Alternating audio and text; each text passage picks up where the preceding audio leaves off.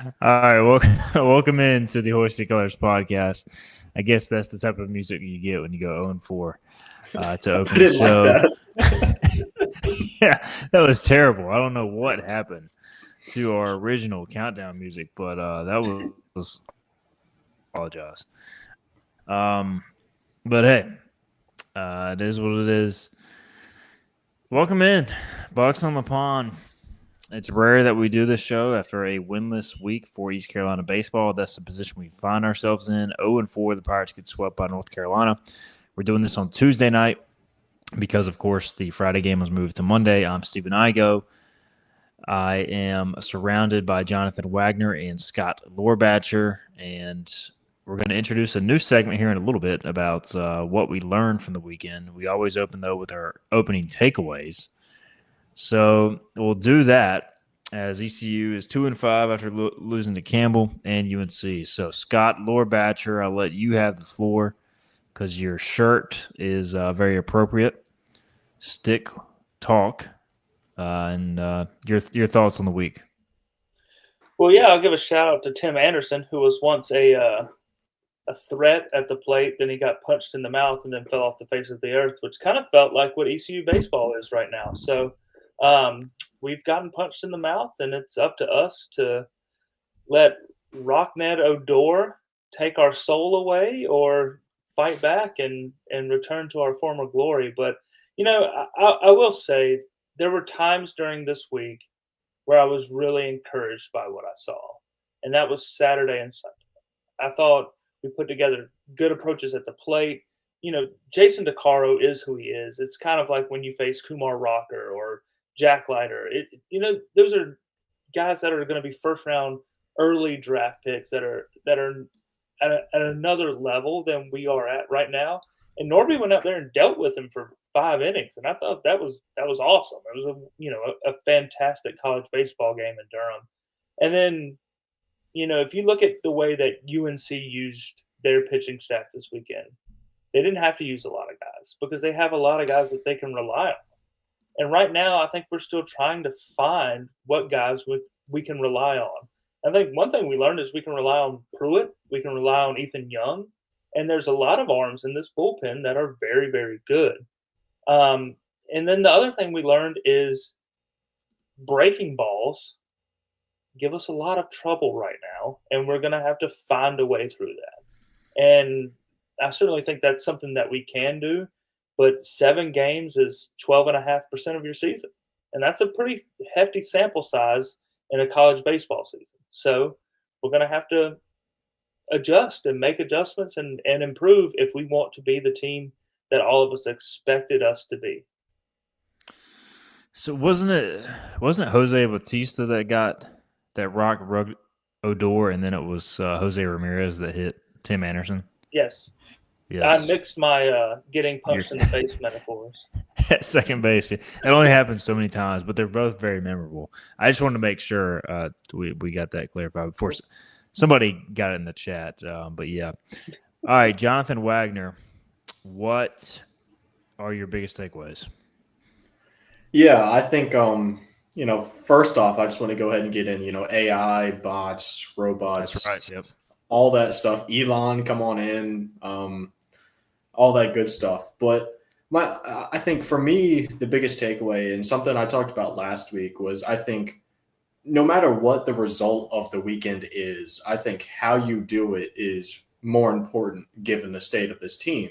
And to me, I feel like you had 2 good games this week, at least 2 games where you showed signs of life, packaged in the middle of 2 pretty crappy games. And I think that's the most disappointing part of it for me.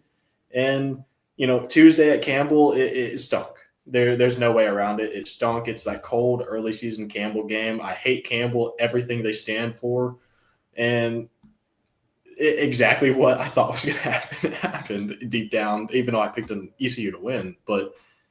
And then ECU came out and stunned me, and they looked competent on Saturday in Durham. They had good at-bats throughout the game against a pitcher who I think is going to be a top 5 pick next year. And, they loaded the bases multiple times. They constantly threatened. They couldn't get the big hit, but they looked like they belong on the same field as UNC did. And the same was true on Sunday into the late innings. And then you go back home on Monday and you kind of feel like, this is the game you're going to win. You look pretty good the first two games of the series, at least in comparison. And then I think you laid an egg. I don't think you looked good. You looked flat, and it was disappointing. And Cliff said so after the game too. It's just they didn't look like they did the first two games, and it was really disappointing for the fans. So an 0-4 week sucks. There's no way around it. But, deep down, looking at it, given where the team is, there were some positives that came out of this weekend. I think there are some guys that show that they deserve to be on the field a little more. And I think we did learn that the lineup is far from a set in stone thing right now. So lots of good to take away, but still a whole lot of bad. No doubt. And, look, I've given some of my takeaways on the radio show, 94.3 The Game, but I'll just do a quick recap of that. You can hear the full comments. Philip Pilkin and I gave our thoughts. But, for me, I said the eye test was important. ECU passed it the first two games of the series, and like Wags, I expected them, even if they didn't win, to look better in the third game of the series. And, they look bad, and defensively at the plate, on the mound, just too many balls on the mound. And even when they got outs, man, every count was like 3-2. It was just like a painful game to watch. So and when you've got an inexperienced team, you're going to have ups and downs. And it's just unfortunate that the up games in this series, they did not find a way to win. And then you had your down game at home. And they just have not played well in 4 home games. Really, I know they're 2-2, but they have not looked comfortable at home. All right. Let's get into I'll tell you what, we'll go ahead and we'll go around the horn. I know, Scott, you gave a little bit of what you learned. If there's one big thing you learned from this weekend, what would you emphasize the most? And we're going to do this segment every week because I feel like we're going to continue to learn something about this team. So what did you learn from the Pirates 0-4 week? I'll go positive here because I feel like being positive right now is that Ethan Norby is a legitimate Friday night starter. He went in, granted it was Saturday, and I think he competed as well as I have seen anyone compete in Durham against a very good UNC lineup that I think we saw how good was in the next 2 games. I mean, we held that lineup to 2 runs on Saturday in a nice weather day. It's one thing to do it when it's cold. So I'll go with Ethan Norby has really impressed me as a Friday night front of the rotation guy, not something that I expected out of him, to be quite frank. Yeah, I was sitting right above ECU's dugout, just to kind of expand on your point, and it was amazing how many of the North Carolina hitters were late on his fastball. I mean, he had to have gotten close to 10 swings and misses. I felt like on his fastball, I don't know what he was throwing. There was no radar in the building, but that at least was public. But man, there were a ton of late swings and misses. He pitched better than his line indicated. Wags, your biggest thing you learned? Yeah, I'm also going to go positive, surprise. But I think that I learned this weekend that, ECU's in good shape in the outfield with Alex Peltier and Keenan Bowman. I think those guys, Peltier, he spent some time in the leadoff spot this week. And, I think he had an 0-for-5 game, his first spot in the leadoff spot. But he looked like he belonged up there. Peltier, to me, he has a presence at the plate and, from a righty too. And, he's a speedy center fielder. You might not expect him to come up and, you look at his swing and think that he can really put a drive into a ball, but you do. And Keenan Bowman too. I mean, Keenan Bowman, I think at least in the maybe 2 out of 3 of the games opening weekend, he had maybe some of the best at-bats on the team through that struggle, and he didn't get rewarded for it. And this week, I think he really, he looked good in the outfield for the most part. And at the plate, same thing. I mean, he constantly came through. He constantly got on base and gave the guys behind him a chance to produce. And that's all you can ask for with the state of this lineup right now. And if you have one of them in the leadoff spot and one of them in the 5-hole, which I think I like that setup for the 2 of them, then it's a good start. And there's still a lot to figure out around them. But I think, hopefully Riley Johnson can come back at some point. It doesn't sound like it'll be for a little bit right now, but I think when Riley Johnson inevitably does come back, later in the season, hopefully, if you have all three of those guys, defensively, it looks like a great outfield. And then offensively, I think those three kind of give you the foundation of your team. And those guys are young too. So they're only getting started here. And I really liked what I saw, and I like their upside too. Good thoughts. I learned similar to what Scott was going off of earlier. I'll stick with the negative. Look, ECU right now just cannot hit a well-executed breaking ball. And, I mean, obviously the splitter goes with that too, as Mateus showed last night. Well-executed off-speed. I mean, if you're a pitcher and you execute an off-speed pitch more than not, it's going to equal success. But, like, at some point, you've got to make an adjustment as a hitter. I cannot tell you how many times East Carolina – like batters would swing and miss on off speed early in the count. And if you're a pitcher and you're a pitching coach, you are going to throw that pitch over and over until the hitter makes an adjustment. And there was no at-bat adjustment. And this is from guys who have been in the lineup now for more than a year. Obviously, you've got guys who are young who are experiencing that, which is a little more forgivable. But if you're an older player, you've got to be able to make that adjustment. And I saw several of the same hitters swing and miss on the same off-speed pitch back-to-back, if not back-to-back-to-back. Like, you've got to make an adjustment mentally. Yeah, sometimes you might get caught looking at a fastball for strike three, and that happened once or twice. But, like, at some point you got to also sit breaking ball if you're continuing to swing and miss on the off-speed. UNC – it's one thing if you're getting pitched backwards, if you're falling behind, breaking ball, and then you get beat with the fastball. But like UNC stuck with mostly the same plan. It was get ahead with the breaking ball. It was finish you with the breaking ball. And ECU just never seemed to make that adjustment, especially yesterday's game. So that's what I learned. ECU has got to adjust to the off speed, and it's easier said than done. But they've got to at least battle, put the ball in play, or it's going to be a long season. All right, let's get to some of these comments and questions. Bruce Willis, cool exhibition this weekend with some team with a goat mascot wearing state hospital blue uniforms. Yay. If there is no strike zone, then the games aren't real. Bruce Willis, who also said he was rubbing his nipples in anticipation of this podcast, says, I wonder what it feels like to stand on the field competing in NCAA athletics wearing nurse scrubs. So weird. Now, our powder purples. It's very much nurse scrub as well. I was going to say, no. This might be a pot kettle situation. I'm just trying to imagine what someone not watching live and listening to this podcast later, how they're going to react when they hear Igo talking about Buck Wild rubbing his nipples to anticipate this podcast. Yeah, if you want to see that comment in full, check it out. It's voicecolors.net. I don't know, man. I mean, look, the umpiring was bad, but I don't think there's like some conspiracy theory. I mean, the ECU also called a break.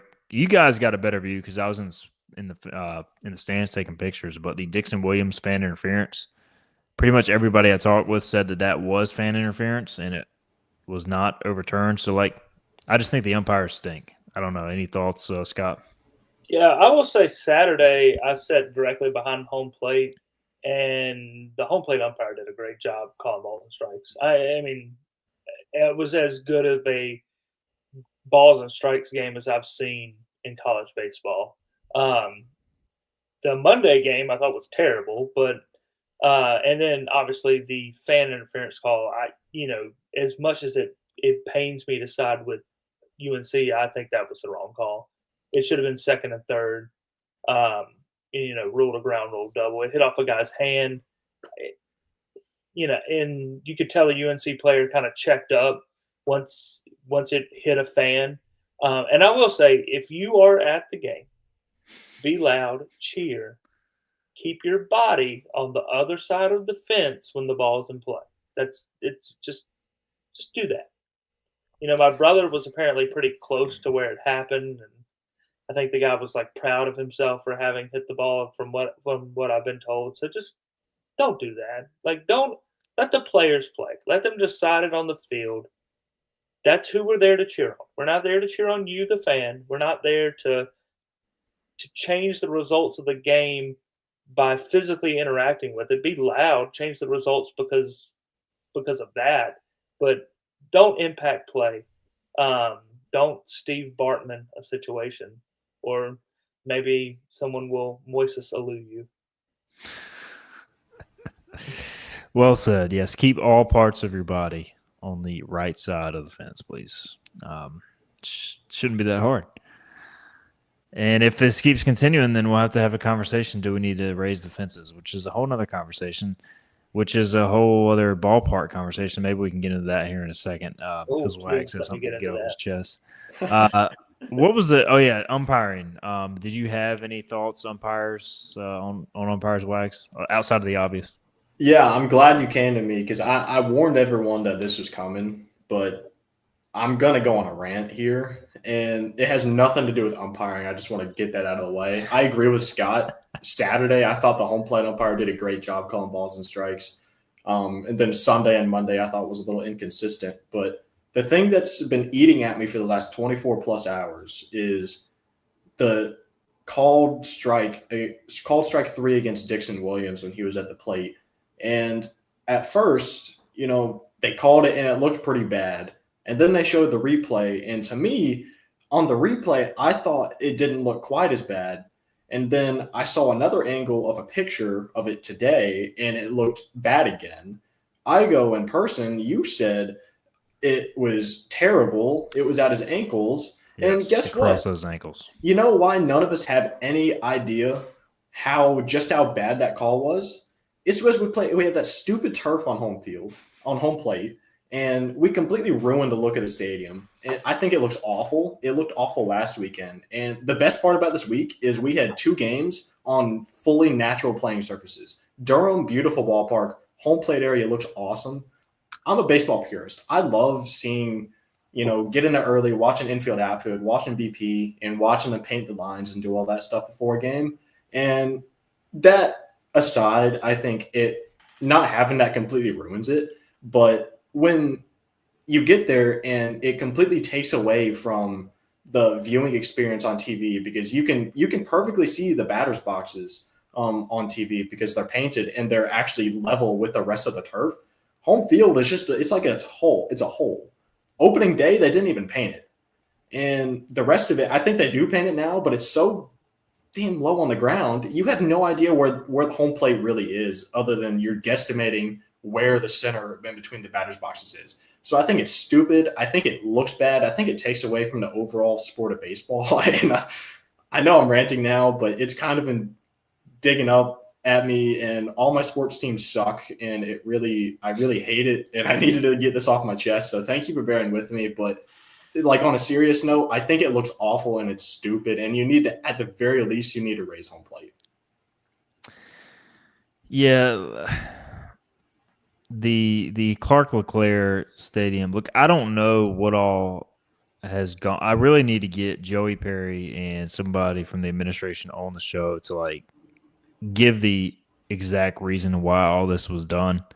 Like, I asked Cliff about it, and he said it was done for maintenance reasons, and it cost Seth the amount. And I understand that, but Skull Pirate says facts. Clark LeClaire has been ruined. I mean, I don't know anybody that's a fan of it.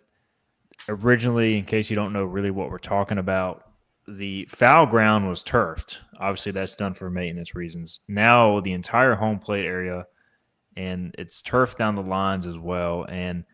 But then it ends at basically right before third base, right? And so it looks awful when it transitions from this red turf to dirt. Like, the dirts don't match. And here's a funny anecdote. This weekend, after we went to the game, my kids, when we got home, they're 2 and 6. They wanted to see more Woolly Bulls, who watched some Woolly Bull videos on YouTube. Then they wanted to see some PD videos on YouTube. So I don't know if you've ever searched PD on YouTube. There's a bunch of stuff from 2010. But one was it was PD Gets Fit. And it was when we changed from the PD from when I was in school. Wags, you were to the red PD? To the red PD. And I almost sent the video to you guys, and I was like, "This is how I feel about the turf. This is red PD all over again, where we got it, like we ordered something, we thought we were gonna like it, and it was like this is not the right color, and it's somehow sunburnt PD just in 2025, and I just can't believe a program that is our level would get this turf and then go, we're gonna run with it. I completely agree with that. The field looks terrible, and like our stadium is something that the entire university should pride itself on. Especially like our baseball stadium it's better than NC State's. It's better than Wake Forest. It's better than Duke. You know, UNC's is phenomenal. I'll give that to them. They have a great baseball stadium, but ECU's is right there. And to make it so that it's not everything that it can be is an atrocity. Like it really is. There's a couple things that we're doing right now with our baseball stadium that I think we need to fix. One is we need to raise the price of season tickets so that when people want to come to games, the only thing that's available isn't the jungle. Because watching the game on Monday on television, I see a 60% full stadium and the jungle is 7 rows deep. That's not okay.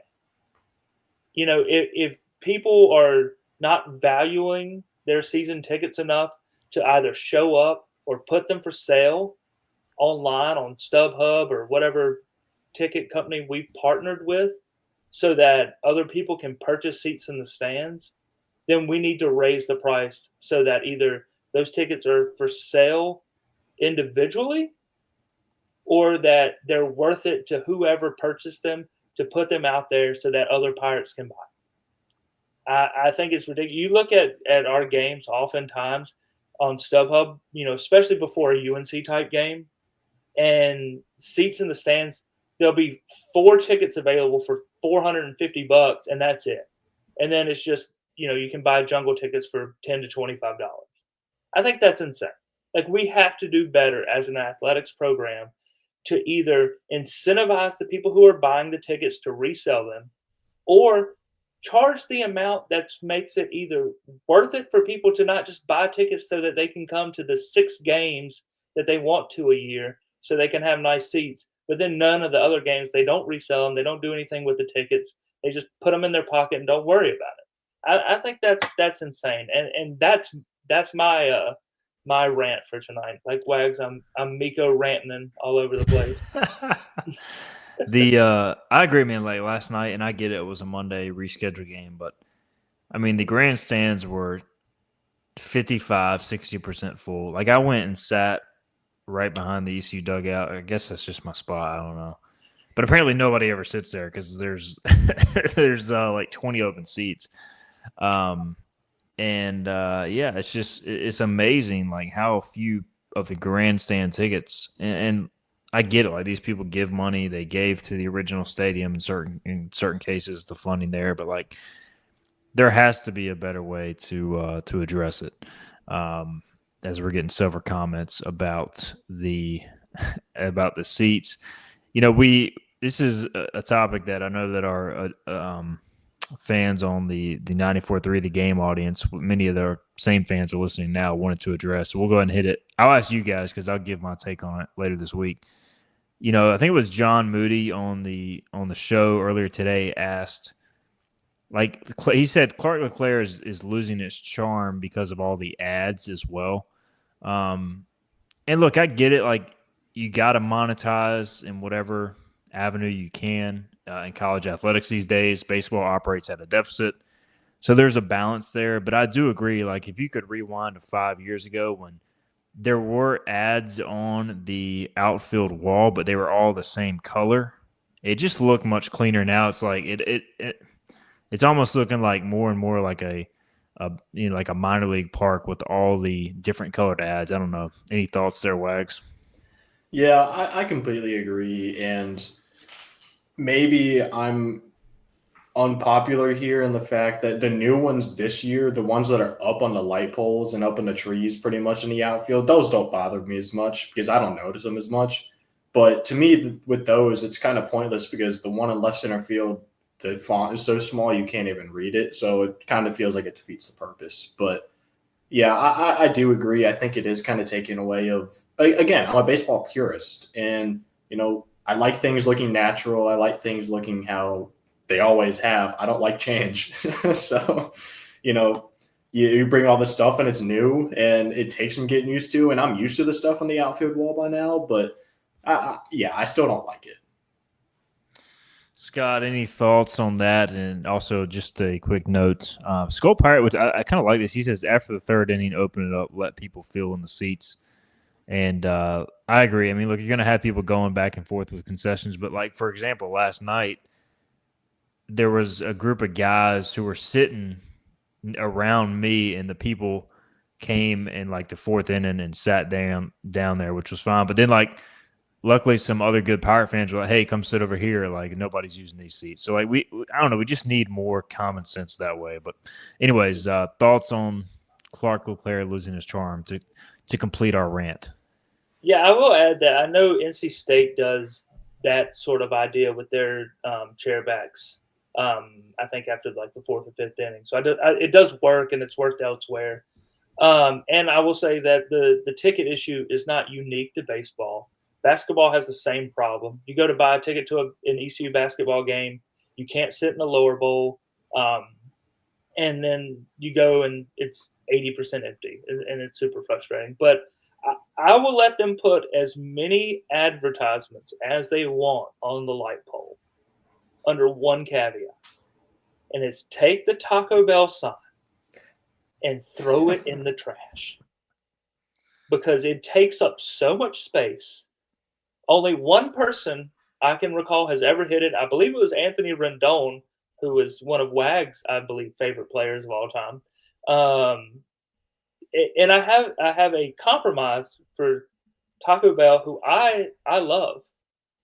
You will never hear me speak ill of Taco Bell, but take the sign and just implant it on the fence that separates the baseball field from the football practice facility. And that whole fence is now the Taco Bell big burrito fence, the big bean burrito fence. And if someone hits that, they get a free 75-cent taco or however much the tacos cost now. But throw the Taco Bell sign away. It is entirely too big. It takes up so much space. If you go to a regional or super regional game, that's another 70, 80 people that can see the game if there weren't a giant Taco Bell sign in the way. Yeah, I mean, at this point, if Taco Bell's giving ECU a lot of money, just put it further up the light pole. And, I mean, there's a better chance of it being hit up there than where it is right now, where it's just blocking people's view. As people agree with you. Yeah, this is fun, guys. I mean, look, the baseball wasn't pleasant, so we're just ranting about the stadium. So I just want to say, closing thought here, all of the stuff that we spent the first 28 minutes ranting about would still be true if ECU was 7-0. That is true. 100%. Hey, look, we're just having a real conversation here. And I mean, I will something positive about stadiums. I will say the Durham Bulls did a phenomenal job with the game on Saturday. Nearly 7,000 people at a college baseball game. I thought it ran very smoothly in the stands. The food lines, the drink lines were great. So, Aramark, reach out to the Durham Bulls and figure out what they're doing. How was it for you in Durham? The media hospitality is, pardon my French, dog shit, but everything else was great. Look, I love the Durham Bulls Stadium. I think it's an awesome place to watch a game. I do think it is ridiculous when we do post-game interviews. They come over to us, we do them on the field, and they're like, hey, can y'all not stand on the grass? Y'all need to stand on the dirt. And I'm like, bro, you do know that a full 9-inning baseball game with cleats was just played right here. I don't think we're going to kill the grass by standing here just to do a 2-minute interview. But outside of that, it is what it is. They should get some turf to cover up half their baseball field with. I'll never go back. Yeah. Durham Bulls will never change. I'm sure one day everyone will have turf, but I agree. It's their grass was like, I guess they have a different type of grass because you could tell it still hasn't even turned the right shade of green yet, but still made for a fun atmosphere. And the fans were awesome, man. Like somebody said, yeah, here's Brian Wallace. Saturday and Sunday were great. It was fun to be at the games. Energy was high. Yeah, like the baseball, the atmospheres at both venues. I didn't go to Chapel Hill, but watching it on TV. I thought it was fun. It's exactly what you want. And even if ECU gets swept in the series for the next 5 years, like I want to see this series continue to be played because of what it means to both fan bases, and hopefully that continues to take place. All right, so we haven't even really talked much specifics about the baseball program. As Skull Pirate says, is the media scared to ask Cliff what he thinks of the turf? I asked kind of like about it at media day. He didn't really seem to want to go super deep in it. I don't know. I mean, I'm not scared to ask him how he feels about it, but I asked kind of like what were his thoughts on it. He was just like, "Look, we did it for maintenance reasons." I'm sure I could get a different record off the record, or a different answer off the record. Maybe I'll wait after they win 5 games in a row to ask again. All right, so Pirates are 2-5. We talked some positives, some negatives. You know, Alex Peltier has been a stud. I mean, even when he's gotten out, he's hit the ball hard. What other guys have impressed you, Scott? We'll start with the lineup first. Like, obviously the numbers aren't great, but whether it just be like approach or just like promise, hey, like we can see the talent, the pieces, what would have stood out to you from an offensive perspective that we saw maybe turn on a little bit this week? Yeah, I'll give you 2. I think Walker Barron has hit the ball hard a lot this year. I don't think he's quite gotten the results from how well some of his bats have gone. I know he got a home run this week, so it was good to see that. But I think you're going to see him continue to grow, through that now that he has a starting role. And I think Dixon Williams' approach at the plate has been really good. I think he's done a great job getting on base. He's kind of gotten to that like Joey Votto thing where he's got such a good eye. He's really good at drawing walks and working counts. It's starting to become, I don't know if it's a detriment or if it's as beneficial to the team as him going out there and being a little bit more of a free swinger and hitting the balls in the gaps. But I think if some other guys can come along and be those double guys, John Collins is a good example, and Colby Wallace, if he can come around, if they can be the guys that hit the balls in the gap, then Dixon Williams getting on base becomes much more valuable than I think it's been so far this year. But I think Walker and Dixon have both had much better approaches over the last 4 games than we saw in the first 3 games. Wags, your thoughts on offensive standouts, or you could go defensive standouts, either way, position players. Yeah, I'm going to go kind of going off of John Collins and Walker Barron a little bit. I think those two paired with Michael Kalinic, I think you have 3 catchers whose bats you need to have in the lineup as much as you can. And, we've seen with Collins when he's coming and pinch hit, he's got the power he's got the potential to have game-changing power. And whether you're picking a spot late game and pinch hitting him in a big spot like we saw yesterday and he came through with a homer, or whether he's starting the game from the first inning at the DH spot, I think, 2 of those 3 need to be in the lineup every single day. I think you've solved your DH issue and you know who they are now. Because Michael Kalinic, I think he came in Saturday, and I think Saturday was his first start. And I'm pretty sure that was the first game he started this weekend. But, he came in, and I thought that he had that hard ground ball up the middle that hit Jason DeCarlo's foot. And I think if that ball does not hit Jason DeCarlo's foot, then ECU probably scores a run on that play. And I think ECU may go on to win that game. So, and I think he had great at-bats through the rest of the weekend. He really grinded through he had a couple balls really, really hard. So it's one of those things, and we've only seen Walker Barron defensively so far, but with their bats specifically, you have confidence in 3 guys now, I think. And I think Collins and Kalinic need to platoon at the DH, and Kalinic faces righties, Collins faces lefties. And then whichever one's not starting, then they're a pinch hit option later. And you run the risk of burning through 3 catchers if you pinch hit. But I think at this point, you need to make a sacrifice somewhere to find what's going to work with this lineup.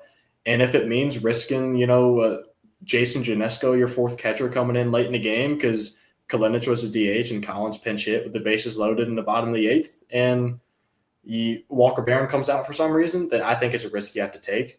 But I am encouraged by all 3 of those guys. And again, you need to see all 3 of them in there. And Kalinic and Collins, I hope we continue to see more and more of them to see what impact they can actually have if they're in the lineup consistently. All right, so I did hear a rumor that ECU could be exploring the option of putting John Collins somewhere in the outfield. I don't know. I have not 100% confirmed that rumor, but it just goes to show if you can hit, you can find your way into the lineup. Jonathan Woodall saying, I want to see more of Roger Vergara. Dude brings a lot of energy. Yeah, I agree. He's had solid at-bats all preseason, dealt with a hammy, according to Cliff Godwin, and, re-aggravated that, of course, on a bunt hit. But it doesn't sound like it should be anything super long, so hopefully we can see more of him. We saw Dixon Williams. Go ahead. I think Vergara, he just brought a little swagger. And, when he came in, Jack Herring came out of the game and Vergara moved to second, Dixon moved to the outfield, all that stuff. But, he came in and just, I was watching on TV that day, but they showed just after a throwdown to second base, Vergara coming back in, just like the way he walks, it's like he has a certain energy around him. And it's one of those things we've talked a lot this season about, maybe this team doesn't have that loud vocal leader. I think when you're lacking that, you might be able to make up with some guys who are more, out there energy wise. And, we've only seen a glimpse. We're not there behind the scenes. We're not in the locker room, but just based on that little bit we saw, I think, maybe he's a spark. So I want to see him more too. And hopefully he can get back healthy before too long. All right, we'll read some more comments. Chuck wants to know our prediction. We'll get to that at the end for the coming week. He says he's got ECU at 3-1. He also adds John Collins looks like a real masher, looks like a linebacker. I love the stance. He's got like the crouch down, like big guy stance. He feels like a video game character. Yeah, like from like a '90s baseball game, like King Griffey Jr. game-winning home run, like that type batting stance. Yeah, there was like 3 batting stances in that game, and that was one of them. Skull Pirate wants to know, how is this analysis free on YouTube? That's a great question, Skull. We need to start. We got to come up with a way to monetize this so we can pay Wags and Scott. OnlyFans, HTC podcast, Bucks on the Pond. Hey, we got Ryan McChrystal checking in. What's up, Ryan? I know the boys can bounce back. 4-0 week. He's in Scott Lorbatcher's Cincinnati Reds organization, so good to see McChrystal hopping in. We'll have to get McChrystal on the podcast. There you go. Repping the Reds. We're pulling. I bought this hat because I didn't realize how big the logo was. That is the biggest C. Like, what is going on? It's a Pete Rose hat. That is awesome. We're pulling for you, Ron. Thanks for checking in, following along, man. Enjoyed covering you the last 3 years, obviously. All right, Skull Pirate says, I think Cliff listened to Scott making fun of his bunting and decided to stop. I just don't think we've had enough guys on base to like play the game. I don't know, man. I mean, like they just, early yesterday, first inning, like first and third, nobody out. I'm like, man, this is ECU baseball. And then like we didn't see it again. Because that's when ECU is at its best, when they can kind of play all right, are they going to bunt here? UNC's third baseman was crashing at random times in those early innings because they didn't know what ECU was going to do, and then like they just weren't able to get those guys on. So I think that has more to do with it than anything. Well, we've scored first once. Yeah. And it was Monday. We scored 1, and then UNC scored 3. So like we just haven't played with the lead. They've answered every time. Yeah. Johnny Robertson says 9 consecutive years of Haymarket, Virginia excellence with Alex Peltier taking the baton from Carter Cunningham. Yeah, that's a pretty sweet stat. Ron McChrystal following up saying, hell yeah, I can't miss that logo. Would love to come on sometime. So we'll have to get McChrystal on for sure. Kendra Presley says, it's so weird not seeing Cliff at third base. I mentioned this on the radio show today, guys. Like, I guess if you're Cliff, you can't just go right back to third base after saying you need to be in dugout. But I feel like the crowd needs Cliff to, like, they're so used to the arm wave and like the urging on. It was almost like yesterday they didn't know, and there wasn't a lot to cheer about, but even in the early innings, like there wasn't that juice. Whereas, like, if Cliff was in the third base box, he'd be waving his arms. I don't know, did we just ask Palumbo now to like take up the ownership of that, Wax? Yeah, I think so, because I actually I changed my perspective on the Cliff dugout situation this weekend, because it was the first game Saturday in Durham that I was able to see from the stands. And to me, when you don't have the view of the dugout, I think it's hard to really appreciate, how much Cliff's role really is changing. But in Durham, and I like sitting on the opposite side of where ECU's dugout is, so I can see into the dugout and see the interactions. I'm a nerd, I know. But on Saturday, I did notice a lot with, a guy gets out when ECU's at the plate and Cliff's pulling the on-deck guy in. It's constant communication, and I think it's beneficial. And again, I think Saturday and Sunday were the best 2 days we've had offensively. So, I think I saw it from a little bit of a different lens this weekend. And, I last week we made our predictions on how long it's going to last. And I think I'm going to change what I said. And I think Cliff's in the dugout for the long haul this season. We'll see. You could tell when he talks about it after the games, like it's just something he's got to get used to because he's been doing it so long. So long term, it'll be interesting to see if it lasts. Jeffrey Neal, he's like commenting from the future. It says he commented on our little chat box at 10:28 p.m. Eastern. It is 9:43, but he wants to know, is there any Riley Johnson update? So Cliff Godwin said after the game, essentially they are exhausting all options medically. Sounds like it's a some sort of abdomen hip flexor deal that is in his core that is bothering him. He was set to get an MRI today, so I have not heard an update since then. But doesn't sound like he's extremely close, to be quite honest. And then I asked about Ryan Towers. He's at least a few weeks away from picking up a baseball and throwing. And then Brett Antolik, the transfer from Texas A&M, did get off a mound on Saturday, and he could be back, seems like sooner rather than later. So there's your medical updates. Hopefully those guys continue to trend in the right direction. All right, we had I know we had a comment on the board we need to get to. We also had a comment earlier. I don't know exactly who asked it, but he essentially asked how many walks and hit by pitches. We'll get some pitching talk in. Did ECU have the last 3 games? So I pulled up the numbers, guys. Against North Carolina, they walked 3 and hit – where is hit by pitch? Here we go. Hit 0. So the opener wasn't bad. Now, the last 2 games, they walked 9 in game 2 of the series, hit a batter. That's 10 free passes. And they walked 10 on Monday and hit batsmen. So that's in the last 2 games, 21 free passes on the season, guys. 41 walks and 10 hit by pitches in 61 innings. They also have 63 strikeouts. So, like, the stuff is good, and really it just comes down to throwing strikes, man, and getting ahead because, like, I think the raw stuff on the mound is there, Scott. Yeah, I think oftentimes we get ahead and then, really, and Di Lorenzo's an example I would use here, is he gets ahead of guys and then he kind of nibbles. And I think sometimes you just got to go in the zone and let the hitter decide whether or not he's going to put it in play or strike out. But yeah, I would agree. The walks are too high at this point.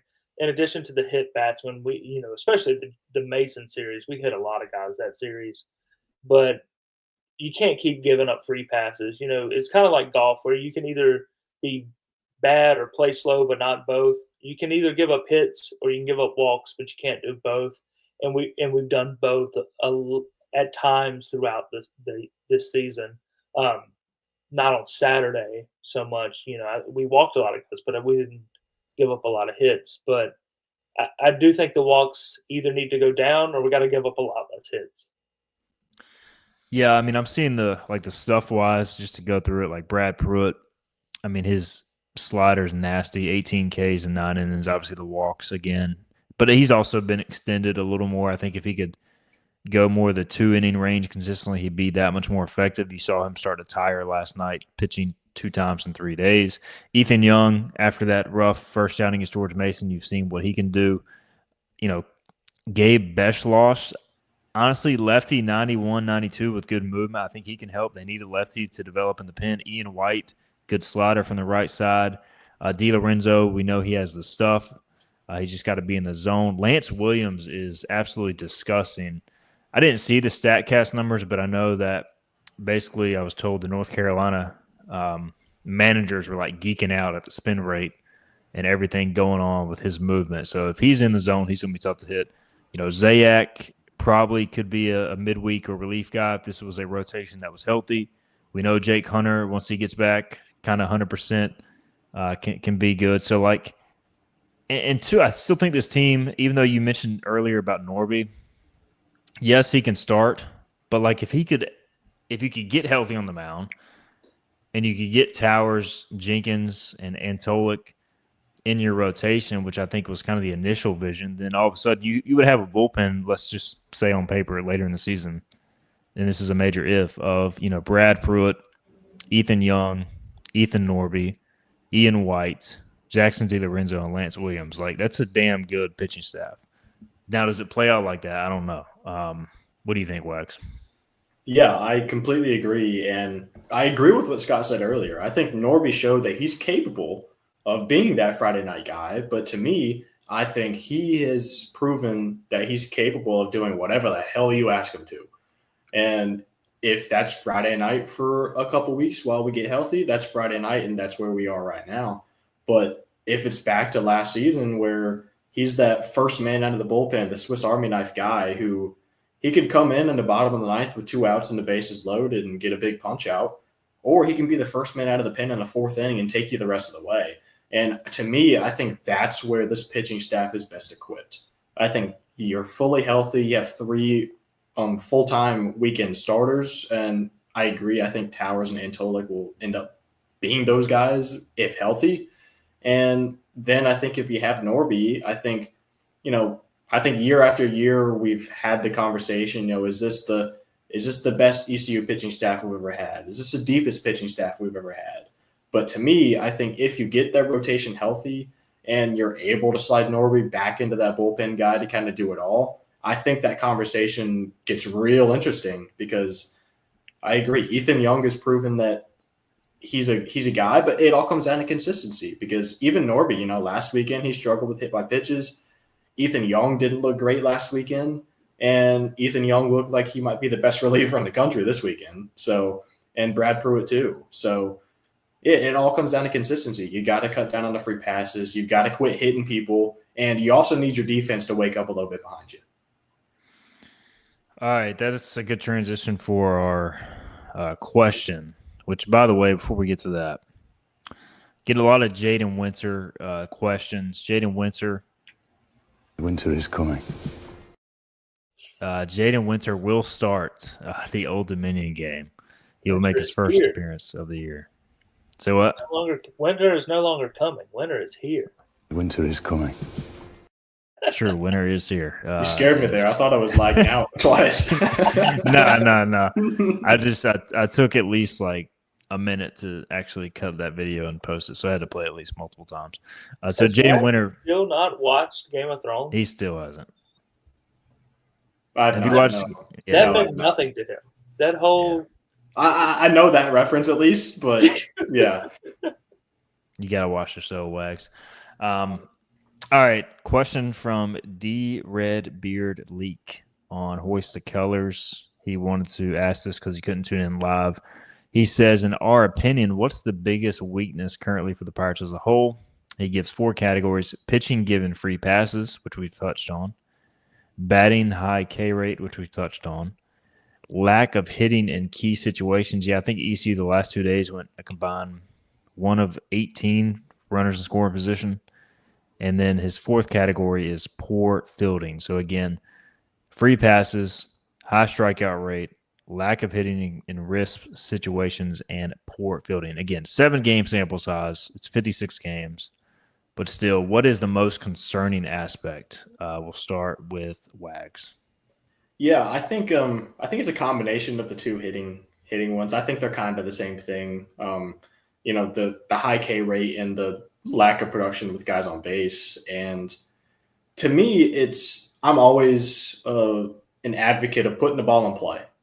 And whether it's you're leading off an inning or whether you're in a tie game in the bottom of the ninth and the bases are loaded, put the ball in play and put pressure on the defense because you never know.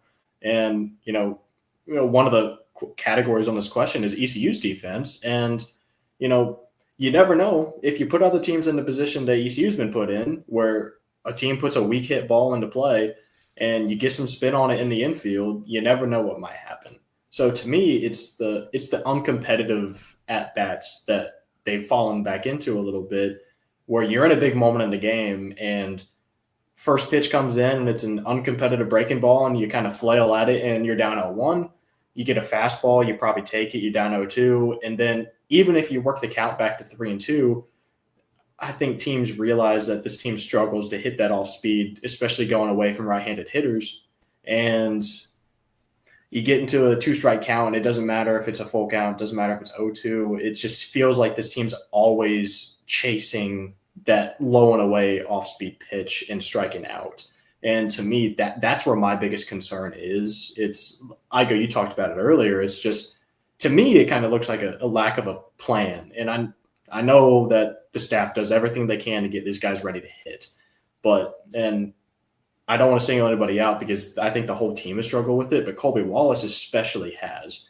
And he's a guy that we all had high expectations coming in, but it's just he's barreled some balls up.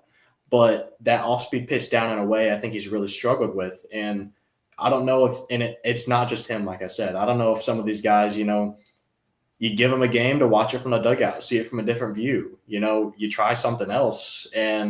Or if you just keep coaching it and eventually they're going to get out of it. And I think they will. But to me, I think that's the pretty clear-cut biggest concern in my eyes. It's the high K rate and, to me, the high uncompetitive K rate, because that's where it drives me crazy, where either you go down, just swing and miss 3 pitches and you don't work the pitcher at all, you don't stress him out, or, like I said, if you work the count a little bit and it all kind of goes for nothing because you strike out anyways. Scott, your take on these categories? I do think it is a bit ironic to talk about K rate while Igo sits over there in a Seattle Mariners t-shirt. But let's don't do it, please. Wags made the point about Colby Wallace and maybe needing to watch the game from the dugout. I think Vergara actually gives you an option. Him, the way he played at second base, I think that it does allow you to do that. But it's kind of related to K rate, but what I would say is my biggest concern is allowing pitchers to get ahead of us with soft stuff in the zone. What UNC did to us was they threw breaking balls over the plate early in counts. And those are pitches that I think we have the hitters that they can jump all over those and hit them hard somewhere and not allow teams to think, I can just throw a curveball early in the count. If it's 1-0, I'm going to throw a breaking ball right down the middle because they're going to sit on it. Because that's what we've done for the last few years is we've seen breaking balls and just taken them because we don't want to hunt breaking balls. We want to hunt fastballs in the zone. We want to see it up. We want to hit it out. And what UNC did was they said, okay, well, if you're not going to swing at breaking balls early in the count, we're just going to throw them in the zone, and we have the guys to do it. Now, in conference play, does Wichita State have guys to throw breaking balls consistently in the zone? Probably not. Does UAB? Probably not. but the teams that you see in the postseason, they do. And especially on Friday night in a regional, or if Saturday you're playing a Wake Forest, they do. So I would love to see us be more aggressive against soft stuff in the zone over the middle of the plate early in counts and start hitting those balls either over the fence or in the gap or down the line somewhere so that teams don't think if I fall behind 1-0 on a borderline pitch, I have an easy way to get the count back in my favor. Yeah, good thoughts there. And I wonder too, like how many teams is it just a matter of North Carolina was able to execute because they're such an elite pitching staff? Are other teams going to be able to follow this plan? And my answer is the same. Like the strikeout rate, I just ran some numbers. Speaking of the Seattle Mariners, last season, guys, were not the worst strikeout team in the league, but they were second worst by Shout out point. the White Sox. Hey, the White Sox were actually 20th in strikeout rate. So I don't know if apparently they just make a lot of weak contact. The Colorado Rockies struck out 26.9% of their plate appearances. The Seattle Mariners struck out 26.8% of their plate appearances. Which, by the way, your major league average is 22.5%. ECU has struck out 70 times in 254 plate appearances. That equates to a 27.5% K rate that would lead the majors last year. Obviously, look, it's 5-game sample size. 3 of those games are against, 7-game sample size. 3 of those games are against North Carolina. So, like, you have to keep that into account. But you just got to put the ball in play. That's what Cliff Godwin and his coaching staff have always prided themselves in. And I think they will get a lot better. But, like, you don't have the home run hitters in this lineup to be striking out that much. Like, that's the difference, too. You got to have some boppers if you're going to be K'ing that much. And right now, ECU does not have that. So I expect them to get better, but it is my far and away most concern at this point.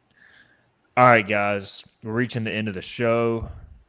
I'm guessing nobody hit their bowl prediction from last week. Do we remember what it was? I remember what mine was. So I thought I was close because I forgot Michael Kalinic got a pinch hit at bat opening weekend. I said that 2 players that did not appear at all last weekend would get a start. And so I guess I went 0 for 2. I came close, but we did see 3 players actually make an appearance this weekend that did not make an appearance last weekend. I don't get the credit, but I was close. Mine was that somebody would hit a walk-off against North Carolina. That didn't happen on the Friday night game, A, because the game was moved, and B, because ECU went 0-4. I named a certain player, but I don't even remember who it was. Scott, do you remember yours? I have no idea. Oh. So we're going to say you didn't. I think it was something to do with Sean Jenkins and strikeouts, but maybe it was like 10 strikeouts or something like that. I do think if that game is played on Friday, like if we had the weather we had on Monday on Friday, I think that series plays out very differently. I think Norby at home on a Friday and DeCaro in Greenville versus in Durham, as loud as it was in Durham, I think that entire situation is very different. I agree. And then I think Jenkins in Durham instead of Chapel Hill is a completely different scenario. So that's fair as well. Good points. Johnny Robertson says, has anyone noticed that VMI has accumulated 83 walks, 24 hit by pitches, and 68 stolen bases and 57 innings of batting? They played UVA today, got a leadoff single, and immediately stole second base.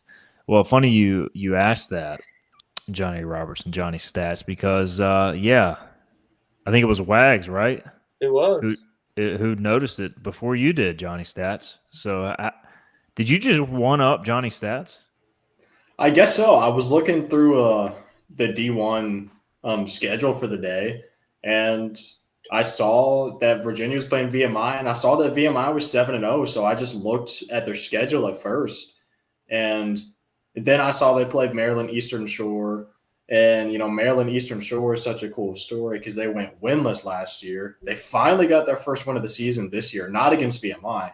But that just got me in a whole thing. So I just started looking at stuff, trying to kill time today. And I double taked it. I'm like, that looks like a full season. I thought I was looking at 2024. And yeah, they just get on. And steal bases, and I like it. Again, like I said earlier, put pressure on defenses, put guys in motion. And if it didn't work out, would we be here complaining about it and saying, Cliff, please stop doing that? Oh, yeah, absolutely. But it's fun. Stealing bases is fun. There's no doubt about it. Is that a Red Sox cup? It is from Fenway Park. Okay, there you go. Man, pulls for the Reds and the Red Sox. What are we doing here? Hey, I get a stadium cup everywhere. I have a Chicago Cubs cup, so I can't even hate. All right, guys, it's prediction time. ECU, interesting week. They play Old Dominion tomorrow, and we know what that means. Winter is coming. We'll see Jaden Winter for the first time this year. He will start, and then Keith LeClaire Classic. We know what that means as well, everything that stands for. Kent State on Friday, Indiana State on Saturday, Virginia Tech on Sunday. I admittedly have not done a ton of research on these teams. I did see pre-show we were going over Old Dominion was swept by Georgia Tech in a pretty competitive series in Atlanta. Then they won 2 out of 3 at Charlotte after losing in walk-off fashion. So looks like a pretty quality team. We know ODU's usually pretty good. Alex Boucher revenge game. That could be a factor. And then you got the Classic against some good competition. So we'll go around the horn on prediction for the week. Then we'll do our bold predictions. We'll start with Scott Lorbatcher. What you got? The Pirates find their way to get back above 500 by going 4-0 this week. Old Dominion, does that also count as your bold prediction? It's close to it. You have Old Dominion, who this is the 7th game of a 7-game road trip to start their year. I'm sure they're planning ready to get home. Jaden Winter would have his best Justin Verlander impersonation, Old Dominion alum, by the way, on Wednesday night. And then I think the LeClaire Classic, the guys have something to play for. You have Can't Read, Can't Write, Kent State on Friday night to get the offense back together. Indiana State and Virginia Tech, I think, are pretty similar programs, actually, kind of that bubble team type program as far as where the committee might see them. But I just think the level of competition drops down. The weather's getting better. This is when Cliff Godwin teams the wheels start to turn. They have, the 23 jerseys to play with this weekend. So I just think it's time. They get things going and 4-0. Wags. Yeah, I'm doing this for Skull, but I definitely do not have 4-0. And to me, I'll start with Old Dominion. I just have a bad feeling about this game, and I don't know if it's, this past weekend getting moved up to Saturday through Monday. Pitching staff maybe a little gassed. I just don't have a good feeling about the game. I don't have a ton of confidence in Jaden Winter, to be quite honest with you. And I think ideally you can get a couple innings out of him, and I'm not sure you can. So I don't have a good feeling about tomorrow. So I think you lose that one. I think you bounce back and you beat Kent State. You kind of get going a little bit. But then Indiana State can put up runs, and Virginia Tech has some talent on that team too. And I'm just at a point with this team where I think I've kind of scaled back a little bit on expectations, and I need to see it. And so I need to see them go out and prove to me that they can put together a week where they look like a competent offense for 4 games, and the pitching staff can perform at the level we think it can. So I'm not going 0-4, but I am going 1-3.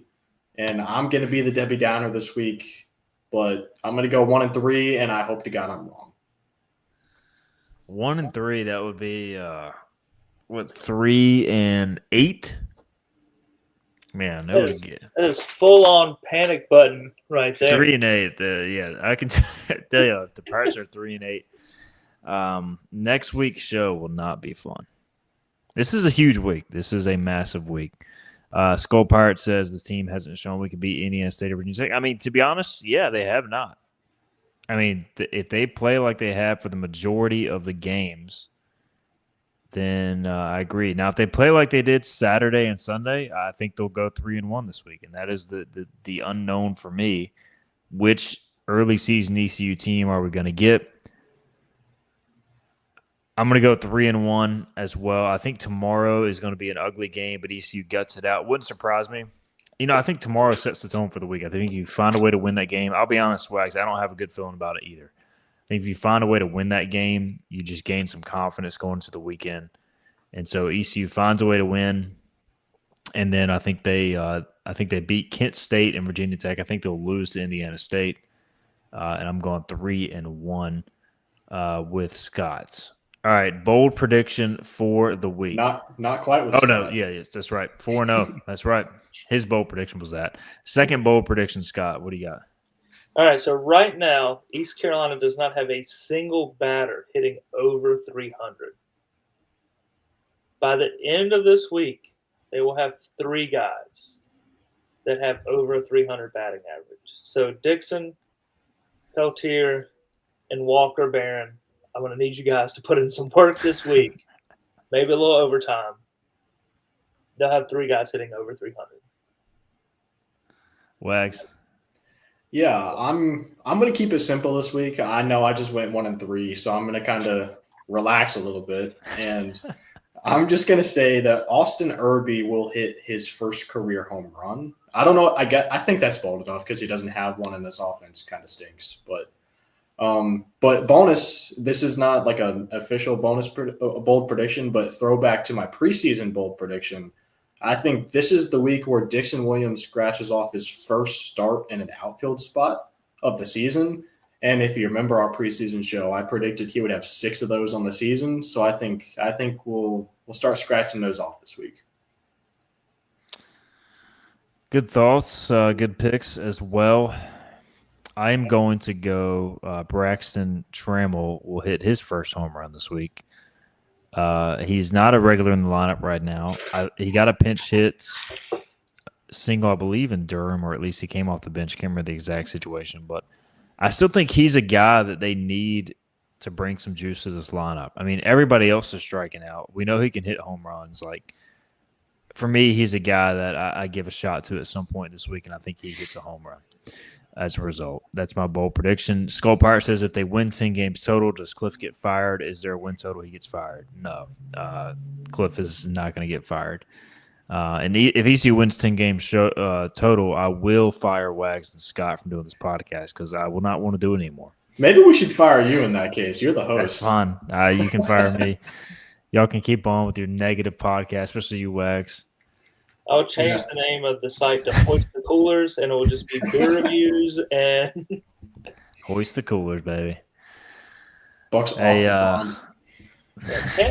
I see a comment, but Campbell is maybe the greatest midweek team of all time. So they play for the midweek. That's all they do. They always have. They used to have their best pitcher pitch on midweeks. Mason Smith, baby.